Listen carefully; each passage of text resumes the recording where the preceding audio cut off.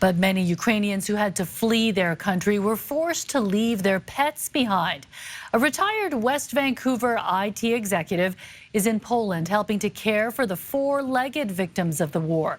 The 63-year-old seeing firsthand what the bombings have done to family pets. CTV's Shannon Patterson reports.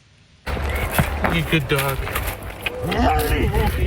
Yeah. This is Dan Fine and a dog named Hart, who lost his hind feet during the war in Ukraine. You get the excitement when you actually make progress with these dogs, and they have fun and they trust you and they come over and hug, but it is so sad. For the past 3 weeks, the retired West Vancouver IT executive has been volunteering at an animal shelter in Poland that's rescuing pets left behind by Ukrainians who fled the war. They were told to leave their luggage. They couldn't even bring it. If you're getting on a train or a bus, you can't bring your pet. Many of the abandoned animals were injured in the attacks that followed. We're treating animals that are paralyzed in their spine.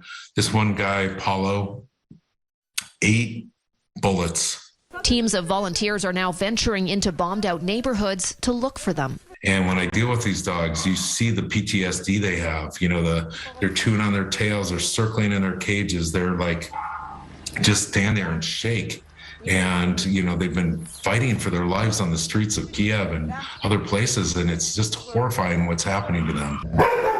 There are 100 Ukrainian dogs in this small shelter alone. We're trying to raise as much money as we can to buy pet food. We need to have fuel, we need to have vans, we need to have flea medication. We've got to send vets in for supplies. Fine has started a GoFundMe while a Vancouver lawyer works on registering the Ukrainian War Animals Relief Fund as a nonprofit. We need to keep those animals alive until the war ends and people can come back and claim them. And we need to put up an international database that's multi-language, that they can find those dogs and either reconnect with them or we can get them adopted out. As volunteers care for the injured pets, the war is getting closer. You can hear the bombs now, which you know, I hadn't heard before.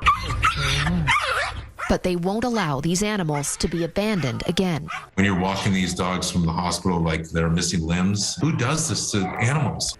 Shannon Patterson, CTV News.